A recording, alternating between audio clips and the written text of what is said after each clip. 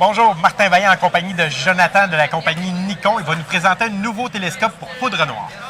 Oui, Martin, comme on le sait, la poudre noire devient de plus en plus populaire chez les amateurs de chasse au Québec et les fabricants d'armes à feu ou les fabricants de fusils à poudre noire mettent sur le marché des fusils qui sont de plus en plus performants. Donc, on a besoin pour aller avec la performance de notre fusil, un télescope qui va être capable de rendre la même performance que notre arme à feu. C'est pour ça qu'aujourd'hui, je vais vous parler d'un télescope de chez Nikon, qui est un télescope qui est fait exprès pour les fusils à poudre noire. On parle ici du Inline XR.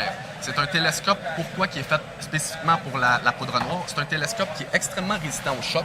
Oui. Donc, on sait, un calibre 50 donne des très très bons chocs, donc très très résistant. C'est monté sur un tube de 1 pouce. Puis aussi, le réticule qui est à l'intérieur du télescope est ce qu'on appelle un BDC 300. On est familier avec les BDC standards. Le BDC 300, c'est 4 points qui sont placés comme le BDC, mais de façon à suivre la balistique d'un fusil à poudre noire. Donc, ils ne sont pas placés exactement pareil comme un BDC standard.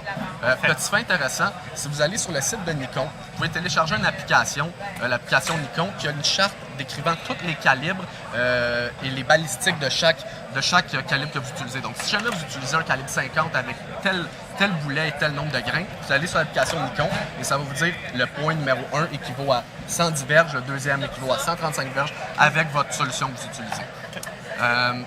Petit avantage aussi, on a un high relief de 5 pouces, donc on est capable vraiment, c'est très très généreux, on est capable de bien voir dans le télescope, même étant loin de notre appareil. L'avantage de ça, c'est si on fait de la chasse fine, on est rapidement épaulable, on voit rapidement dans le télescope. Et aussi, ça l'évite de le recevoir dans le front. Un poudre noire, ça du recul. Un poudre noire, ça du recul, puis j'ai une preuve dans le front.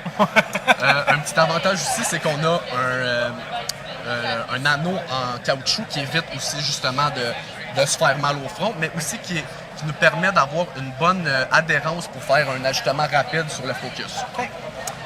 C'est un 3940, donc c'est vraiment un télescope qui est standard côté grossissement, mais c'est vraiment un grossissement qui est le plus préféré chez les chasseurs de poudre noire. Oui, c'est ça, on n'a pas besoin d'avoir une longue distance. Exactement. Non plus, là, exactement. Donc souvent on va aller dans les maximums du 150-200 verges. Oui. Donc c'est vraiment suffisant.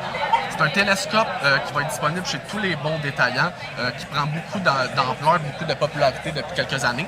Ça se détaille, c'est pas un télescope qui est extrêmement dispendieux. On va parler d'autour de 285 $ au détail.